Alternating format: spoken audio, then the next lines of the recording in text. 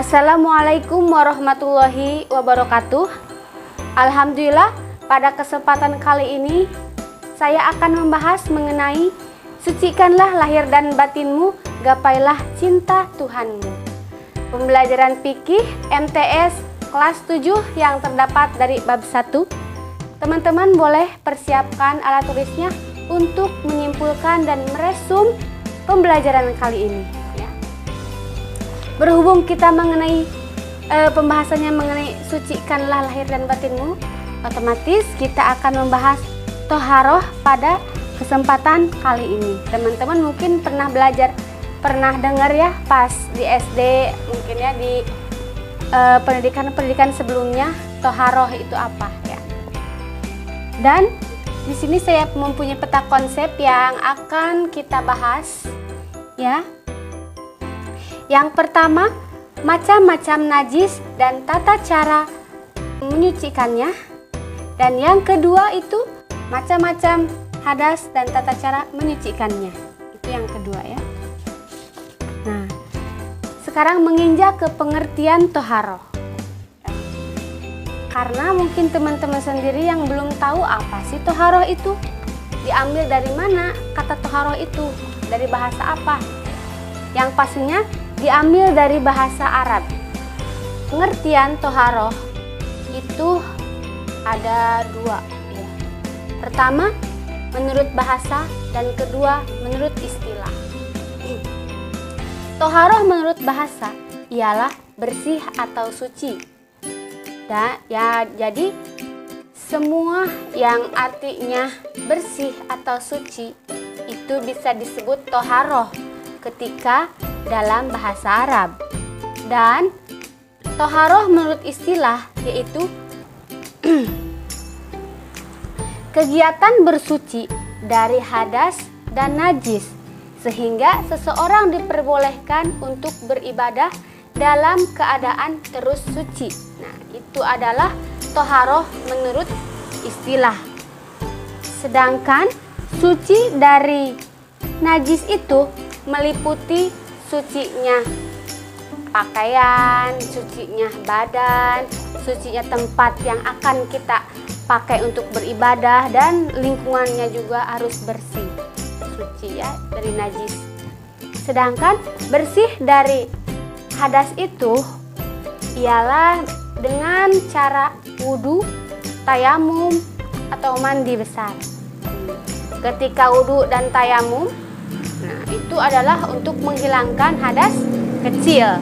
Ketika kita sudah berhadas kecil seperti buang air besar dan buang air kecil, itu bisa disucikan setelah itu dengan berwudu. Kalau misalkan tidak ada air, kita bisa dengan tayamum. Dan ketika kita mempunyai hadas besar, dianjurkan kita untuk mandi besar seperti haid, nifas, dan sebagainya yang mengandung hadas besar. Dalil-dalil yang menganjurkan supaya kita untuk bersuci ada dalam Quran surat Al-Mudaththir ayat 4-5 dan dalam Quran surat Al-Baqarah ayat 222 dan juga hadis riwayat Muslim dan Abu Sa'id Al-Khudri. Itu di sana ada menerangkan tentang dalil-dalil yang menganjurkan supaya kita untuk bersuci. Sekarang menginjak ke pengertian najis dan hadas ya teman-teman. Pengertian najis itu berasal dari bahasa Arab.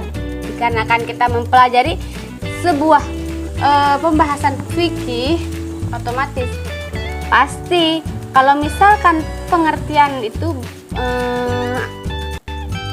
dalam bahasa Arab ya diambilnya. Najis itu berasal dari bahasa Arab yang artinya kotoran ya. Jadi dan menurut istilah adalah suatu benda yang kotor yang mencegah sahnya kita melaksanakan ibadah yang dituntut harus dalam keadaan suci. Jadi kalau beribadah itu kita dituntut dalam keadaan suci. Karena ketika kita tidak suci, otomatis kita tidak sah melaksanakan ibadah tersebut. Sedangkan hadas berasal dari bahasa Arab juga yang artinya suatu peristiwa, sesuatu yang terjadi, sesuatu yang tidak berlaku. Itu menurut bahasa. Sedangkan menurut istilah adalah keadaan tidak suci bagi seseorang sehingga menjadikannya tidak sah dalam beribadah. Itu hadas. Nah, sekarang kita akan membahas tentang najis terlebih dahulu. Dalam hukum Islam ada 3 bagian najis ya. Mungkin teman-teman juga sudah mengetahui bahwasannya najis itu terbagi dalam 3. Pertama, najis mukhafafah. Yang kedua, najis mutawasitoh. Dan yang ketiga, najis mughaladoh. Menginjak ke pembahasan najis yang pertama, yaitu najis mukhafafah.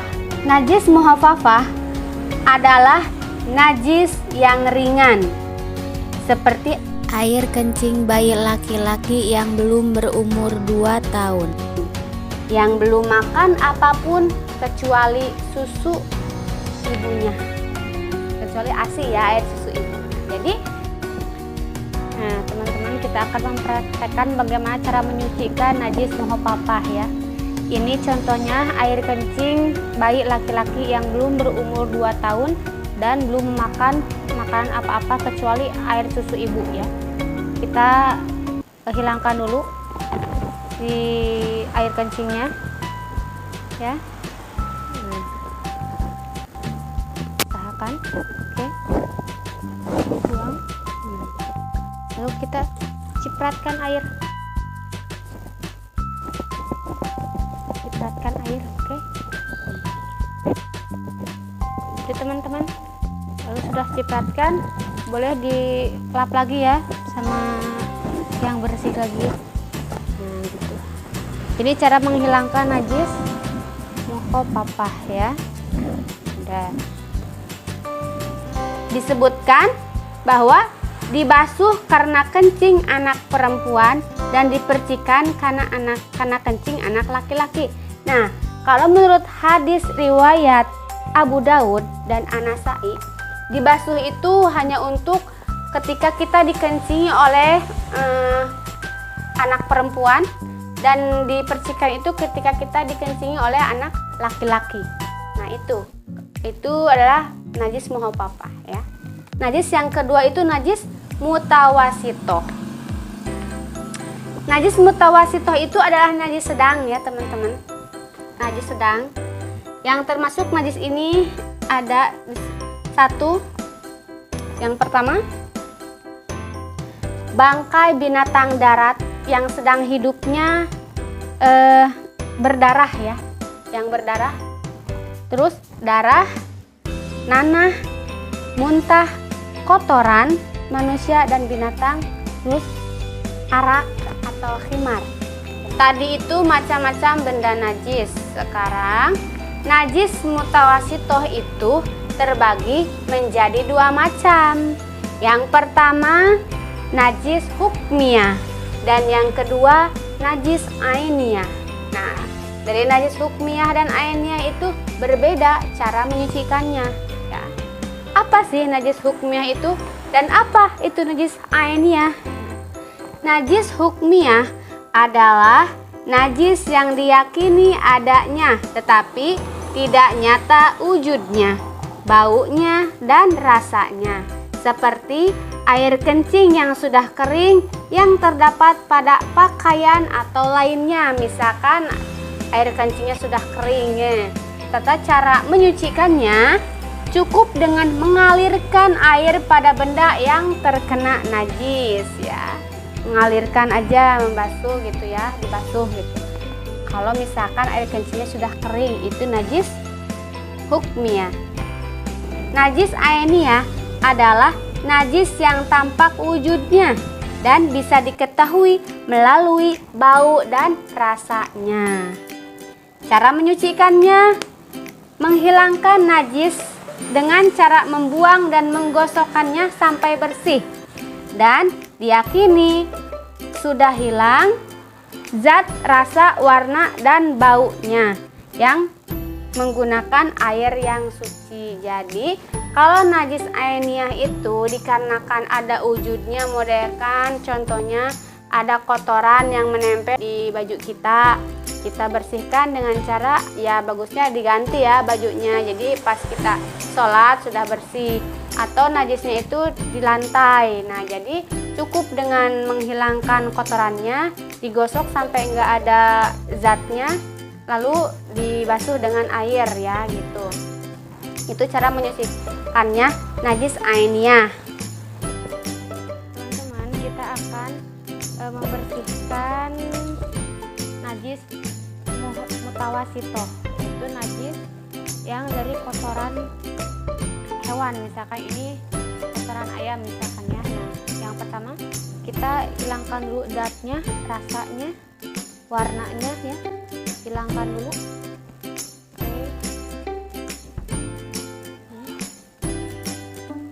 Dirasa hilang, boleh disiram air ya. Siram air. Setelah siram air langsung di pel. Pakai pelan yang kayak gini boleh, atau pakai lap pel tangan boleh ya. Satu arah biar tidak bergeseran.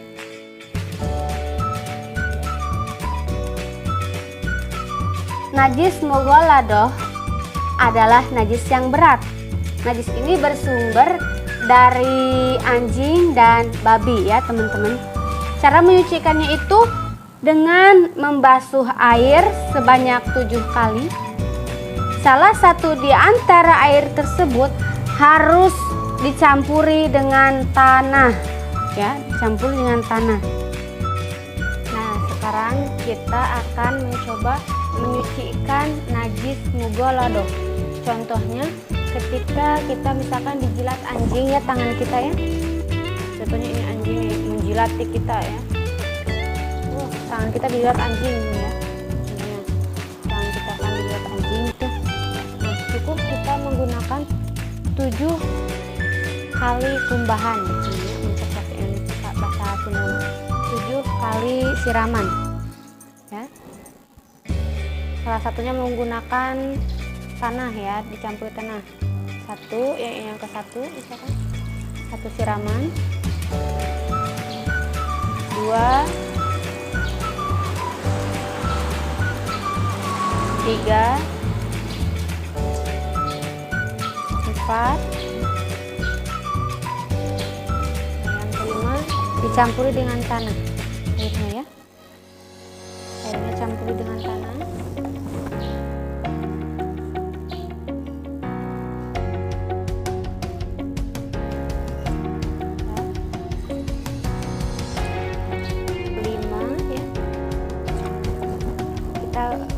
Kita ganti ininya ya, ganti yang kelima. 6, 7. Selesai. Tangan. Kita basuh pakai tisu biar kering. Ini cara menyucikan najis mughaladoh. Nabi Shallallahu Alaihi Wasallam bersabda yang artinya sucinya tempat dan peralatan dan peralatan salah seorang dari kamu apabila dijilat anjing hendaklah disuci 7 kali. Permulaan dari 7 kali itu harus dicampuri tanah atau debu, harus dari tanah atau debu. Itu menurut sabda Rasulullah Shallallahu Alaihi Wasallam. Menginjak ke pembahasan selanjutnya, yaitu macam-macam hadas dan cara bersuci. Hadas ada 2 macam, yaitu yang pertama hadas kecil dan yang kedua itu hadas besar. Hadas kecil itu yang seperti apa dan apa pengertiannya? Hadas kecil yaitu keadaan seseorang tidak suci, dan supaya ia menjadi suci maka ia harus berwudu. Apabila tidak ada air maka ia harus bertayamum. Itu cara menghilangkan hadas kecil. Hal-hal yang menyebabkan seseorang berhadas kecil ialah yang pertama, karena keluar sesuatu dari dua lubang, yaitu kubul dan dubur, seperti kentut, buang air besar dan buang air kecil. Itu disebabkan oleh hadas kecil. Jadi bisa ketika kita sudah beres buang air besar dan buang air kecilnya, segera kita berwudu untuk bisa kita beribadah. Yang kedua, karena hilang akal yang disebabkan mabuk, gila atau tidur. Ya, ketika kita mempunyai wudu terus kita ketiduran, ya, tidurnya itu misalkan kita terlentang atau bagaimana, berarti kita itu harus wudu kembali ketika kita ingin melaksanakan sholat. Nah, tapi ada juga yang mana ketika kita tidur itu tidak menyebabkan kita mempunyai hadas atau batal wudunya. Itu tapi kita tidurnya menetap jadi enggak nyender gitu ya, enggak berbaring gitu, tapi gini tidurnya jadi duduk gitu ta. Jadi jadi bokong kita enggak kebuka gitu, jadi enggak mengeluarkan kentut atau apa. Itu diyakini tidak batal. Tapi balik lagi kepada keyakinan kita sendiri. Ketika kita punya wudu dan serasa kita udah batal atau mungkin tadi tidur duduk tapi mang-mang gitu ya. Nah, boleh kita harus yakin kalau kita misalkan belum batal, berarti ya udah keyakinan kita itu harus 100% bahwa kita belum batal. Kalau misalkan mang-mang antara 75% dan 25%, ambil yang terbesar, yang mana apakah kita yakin atau tidak. Jadi kalau dalam fikih itu tergantung keyakinan kita, ya. Keyakinan kita itu harus kuat. Kalau misalkan ya, dan juga Allah tidak memberatkan hambanya dalam beribadah ya. Maka ketika kita dalam kesusahan untuk melaksanakan ibadah, pasti ada keringanan-keringanan yang Allah janjikan. Ya. Terus yang ketiga itu bersentuhan kulit laki-laki dan perempuan yang sudah baligh. Ya, bersentuhan gitu kan batal, jadinya batal kita sholat itunya ya, wudunya gitu. Jadi kalau misalkan sudah baligh, kalau perempuan itu cirinya itu dengan haid ya. Terus yang keempat, karena menyentuh kemaluan, baik kemaluan sendiri ataupun kemaluan orang lain, itu adalah batal. Itu bisa jadi hadas kecil. Menyentuh kemaluan dengan tangan kita ya, dengan tangan kita. Kemaluan sendiri, kemaluan orang lain batal ya, dengan telapak tangan itu penyebab hadas kecil ya. Nah, sekarang itu adalah hadas besar. Nah, tadi hadas kecil ya, sekarang hadas besar itu apa? Itu hadas besar, keadaan seseorang tidak suci, dan supaya ia menjadi suci maka ia harus mandi besar. Dan apabila tidak ada air maka diganti dengan tayamum. Nah, apa saja sih hal-hal yang menyebabkan seseorang berhadas besar? Nah, yang pertama, karena bertemunya kemaluan laki-laki dan perempuan dalam berjima atau bersetubuh, baik keluar mani ataupun tidak ya. Ketika perempuan dan laki-laki ketika bersetubuh, ya, maka itu diwajibkan untuk melaksanakan mandi besar. Dan karena keluar mani, baik karena mimpi atau sebab yang lainnya yang bisa mengeluarkan mani, berarti itu ketika kita keluar air mani dari kemaluan kita, berarti kita diwajibkan untuk mandi besar. Terus karena haid, yaitu darah yang keluar dari perempuan, haid ya. Terus karena nipas. Karena nipas itu ketika darah keluar dari seorang perempuan yang telah melahirkan, ya. Terus yang selanjutnya itu wilada, sama ya, darah yang keluar dari seseorang yang melahirkan. Itu ketika kita sudah melahirkan seorang anak, ya, bagi perempuan, nah kita itu harus mandi besar ketika kita sudah melewati masa nipas kita, ya. Terus karena meninggal juga itu dimandikan mandi besar, kecuali meninggalnya itu karena sudah menjalankan perang membela agama Islam. Nah, itu tidak diwajibkan untuk mandi besar, ya. Nah, niat bersuci dari hadas besar, ya. Nawaitu al hadasil akbari an jami'il badani fardo lillahi ta'ala. Itu yang umum ketika kita mempunyai hadas besar, ya. Itu adalah niat ketika kita sedang melaksanakan mandi besar. Nah, ini adalah niatnya. Nawaitu al hadasil akbari an jami'il badani fardo lillahi ta'ala. Boleh teman-teman menyimak? Nah, video selanjutnya nanti yang akan mempraktekkan bagaimana caranya mandi besar. Nah, mungkin itu saja untuk pertemuan kali ini. Mudah-mudahan teman-teman bisa memahami apa yang saya sampaikan, ya. Thank you for your attention. Mohon maaf bila ada kesalahan dalam penjelasannya, dan teman-teman bisa komen, kritik dan sarannya di dalam kolom komentar. Terima kasih. Wassalamualaikum warahmatullahi wabarakatuh.